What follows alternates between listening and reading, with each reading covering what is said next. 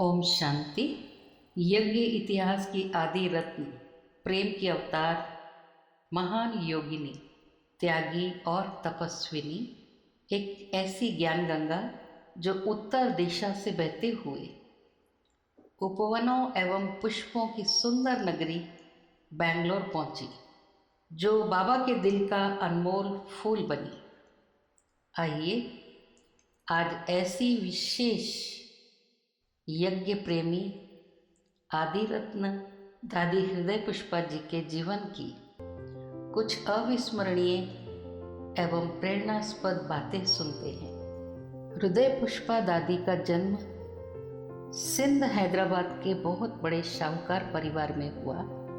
आपके पिता दादा रत्नचंद्र जमटमल सुल्तानी कपड़ों व बिस्तरों के बड़े व्यापारी थे।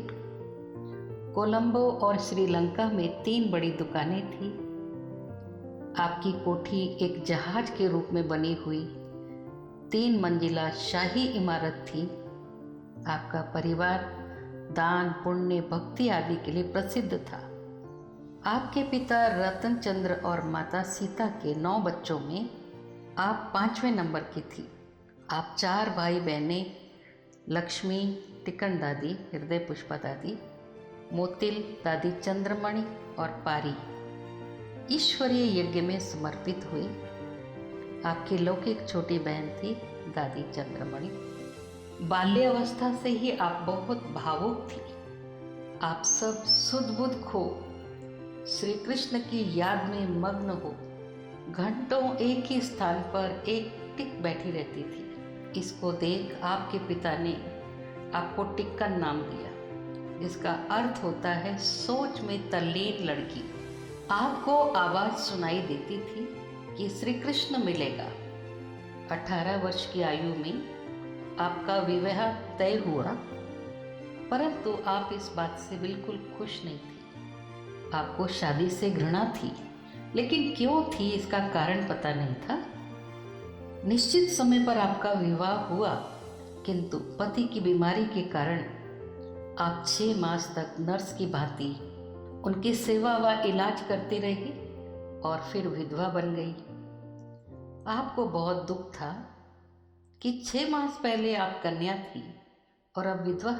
वहाँ आपके परिवार का इकलौता बेटा, आपके लौकिक भाई की भी 17 वर्ष की तरुण अवस्था में आकस्मिक मृत्यु के कारण घर में दुख का माहौल था। एक दिन आपकी मौसी के कहने पर आप दादा लेखराज के सत्संग में श्री कृष्ण के दर्शन हेतु गए। वहाँ दादा के पूछने पर आपने खुद को दुखी इंसान बताया। तब दादा ने आपको चित्र के माध्यम से आत्मा का सत्य ज्ञान दिया, जिसको सुन कर के आप आत्मनिष्ठ अथवा सहज समाधि की अवस्था में चली गई और आपको बहुत खुशी हुई। घर आकर आपने अपनी माताजी से भी उस अलौकिक नशे में ज्ञान वार्तालाप कर उनके मन को हल्का किया। एक दिन जब पापा आपके घर आए तो आपकी लौकिक माताजी को विष्णु चतुर्भुज का साक्षात्कार हुआ और वे ध्यान मग्न हो गई। फिर बाबा ने उन्हें ज्ञान अमृत दे शीतल किया। आप और आपकी माता प्रतिदिन सत्संग में जाने लगे, जिससे आपके पिता को बहुत खुशी हुई। परंतु दुर्व्यसन की आदत के कारण वे स्वयं सत्संग में नहीं जाते थे। एक दिन बाबा ने आपके लौकिक पिता को याद भेजी तो आपके पिता स्तब्ध रह गए और तुरंत बाबा से मिलने गए। मिलनोपरांत उनमें भी ज्ञानोदय हुआ और घर लौटकर उन्होंने तामसिक अन्न, शराब, सिगरेट आदि दुर्व्यसनों का त्याग कर नित्य सत्संग में जाना शुरू कर दिया। इस तरह धीरे धीरे आपका पूरा परिवार तन, मन, धन सहित ईश्वरीय ज्ञान में समर्पित हुआ। बाबा ने आपको हृदय पुष्पा नाम दिया था। बाबा कहते थे, तुम मेरे दिल का अनमोल फूल हो, इसलिए मैंने तुम्हें दिल नाम दिया। और इस तरह बाबा ने उस स्वमान में स्थित करा दिया। बाबा ने कल्याणकारी दृष्टि द्वारा आपको जागती ज्योत बना दिया। इस स्थिति से आपको पहरे की सेवा एवं योग तपस्या में बहुत लाभ प्राप्त हुआ। यज्ञ सेवा अर्थ बाबा ने आपको मेहसाना, अजमेर, कमला नगर दिल्ली, मद्रास आदि स्थानों पर छोटी छोटी सेवाओं द्वारा प्रशिक्षित किया। फिर 1954 में दक्षिण भारत के लाखों भक्तों की सेवा के लिए आपको बेंगलोर भेजा। आप अपनी लौकिक बड़ी बहन लक्ष्मी के साथ मुंबई होते हुए बेंगलोर आए। आपकी लौकिक बहन के सहयोग से शुरू में 3 माताओं ने ज्ञान प्राप्त किया। फिर 18 रुपए के किराए से बेंगलोर कैंट में एक छोटे से कमरे से सेवाओं का आरंभ हुआ। काफ़ी मुश्किलातों के बाद धीरे धीरे बाबा की मदद, आपकी त्याग, तपस्या, मनोबल एवं पवित्रता की धारणा के बल से और भाई बहनों को बाबा द्वारा साक्षात्कार से सेवाओं में वृद्धि हुई। आप बेंगलोर की स्थानीय भाषा कन्नड़ ना जानते हुए भी अपनी अनुभूति और योग की शक्ति से जिज्ञासुओं को ईश्वरीय ज्ञान समझाती थी। एक बार एक व्यक्ति सेवा केंद्र पर आया और कहा, I want piece of mind. उस समय आपको अंग्रेजी नहीं आती थी, परंतु प्यारे बाबा ने आपके द्वारा उस व्यक्ति को अंग्रेजी में साप्ताहिक पाठ कराया और बाद में आपको अंग्रेजी भी सिखाई। बाबा मधुबन और सेवा के प्रति आपका अपार स्नेह था। 1970 में आपने मद्रास में चित्र प्रदर्शनी एवं राजयोग शिविर का आयोजन किया और वहाँ पहला बाबा का घर खोलने के आप निमित्त बने। बाप दादा के आदेशानुसार रोजी बहन को वहाँ के कारोबार की जिम्मेदारी सौंपी। आपका मुख्य सेवा स्थान बेंगलोर था, परंतु आपने अपने त्याग, तपस्या, एक बल, एक भरोसा और बाबा पर संपूर्ण निश्चय के आधार से 41 वर्षों तक दक्षिण भारत में ईश्वरीय ज्ञान और राज्यों का बीज बोया। हजारों ईश्वरीय सेवा केंद्र पूरे दक्षिण प्रांतों जैसे कर्नाटक, आंध्र प्रदेश, तमिलनाडु, केरला और पांडिचेरी आदि में स्थापित किया। ट्रांस द्वारा आपको शिवलिंग का साक्षात्कार करा।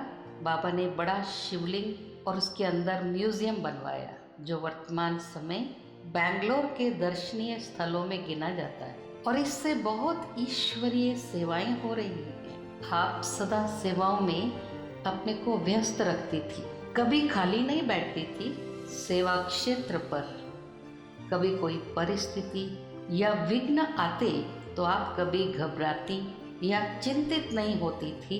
आप सदा धैर्यता और योग बल द्वारा सब कुछ सहज पार कर लेती थी।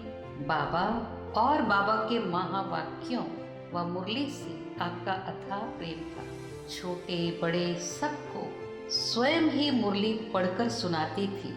रोज कम से कम 3 बार मुरली पढ़ा करती थी। योग में देह और दुनिया को भूल एक बाबा की लगन में मग्न हो जाती थी। कभी बहुत प्यार से बाबा की याद में समाकर डांस भी करती थी। आप जितनी योगी तपस्वी थी उतनी ही रमणीक भी थी। आप सदा डबल लाइट रह उमंग उत्साह से भरपूर रहती थी। आपका जीवन योग और कर्म के सुंदर समन्वय का अद्वितीय उदाहरण था। आप निरहंकारी और इकोनॉमी की अवतार थी। आपने सदा व्यक्तिगत सुख सुविधाओं का त्याग कर अपना समय, श्वास और संकल्प सब सेवा में और बाबा की याद में लगाया। आप कभी अपने बारे में नहीं सोचती थी। बैंगलोर के योग भवन के निर्माण के दौरान जब धन की आवश्यकता थी, तब आपने ईश्वरीय सेवा अर्थ मिली दोनों गाड़ियों को बेचकर उस धन से रुके हुए कार्य को आगे बढ़ाया और स्वयं अन्य साधनों द्वारा ईश्वरीय सेवाओं पर जाती थी। आपका सदा लक्ष्य रहता कि पहले बाबा की सेवा होनी चाहिए। आप बेंगलोर रिट्रीट सेंटर बनाने के भी निमित्त बने। आपके मुख से सदा बाबा के महावाक्य और साकार बाबा के चरित्र ही निकलते थे। यज्ञ इतिहास और मम्मा बाबा की बातें, मम्मा बाबा की पालना और उनके बैंगलोर आने का अनुभव आदि इतना नशे से सुनाती थी कि सब अपनी सुध-बुध भूल खुशी में डोलने लगते थे। रक्षाबंधन पर भी आप घंटों शक्तिशाली दृष्टि दे सबको राखी बांधती थी। सबको यही भासना होती थी कि स्वयं बाप दादा वहाँ उपस्थित है। आज बाबा के यज्ञ की बेहद सेवाओं में आपके संपर्क में आने वाली अनेक आत्माएं समर्पित हैं, जैसे सुंदरी दादी, सरला दादी, राधिका दादी, मीरा बहन, अंबिका बहन, रोजी बहन, लक्ष्मी बहन, बसवराज भाई, करुणा भाई, मृत्युंजय भाई, नरसैया भाई आदि। डॉक्टर ब्रह्मा कुमार नरसैया जो माउंट आबू ज्ञान सरोवर डिस्पेंसरी में सेवा देते थे, बताते हैं कि दादी सदा योग युक्त रहती थी। कोई भी उनके सामने आता तो वरदान व प्रेरणा लेकर ही जाता। एक बार किसी इंक्वायरी के लिए पुलिस इंस्पेक्टर सेंटर पर आया और ऊंची आवाज से दादी को बुलाने लगा। दादी उस समय अपने कमरे में योग अवस्था में थी। वो दादी के कमरे में गया और उनको देखते ही दंडवत प्रणाम कर हाथ जोड़ खड़ा हो गया और बिना कुछ कहे वहाँ से जाने लगा। दादी ने उसे टोली देकर भेजा। दादी सत्यता, आज्ञाकारिता, ईमानदारी, वफादारी, फरमानबरदारी की सजीव मूर्त थी। अंबिका बहन बताती है कि उनसे सदा हल्का रहने की प्रेरणा मिलती थी।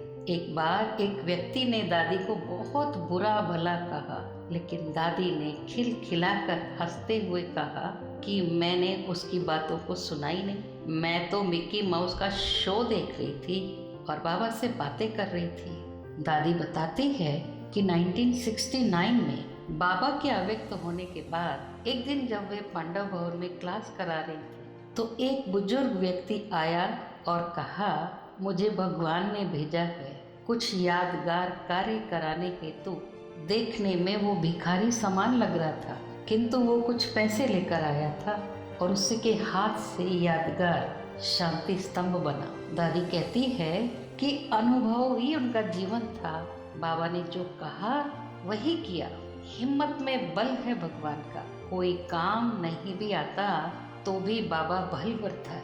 बाबा ने उनसे कहा था, तुम्हारी ड्यूटी है याद करना और मेरी ड्यूटी है सेवा करने की। अंत के दिनों में दादी सदा योग युक्त लवलीन अवस्था में रहती थी। अंबिका बहन बताती है, उनसे सभी को अलौकिक लाइट का कार दिखाई देता था। उनकी आंखों से, मस्तक से लाइट दिखाई देती थी।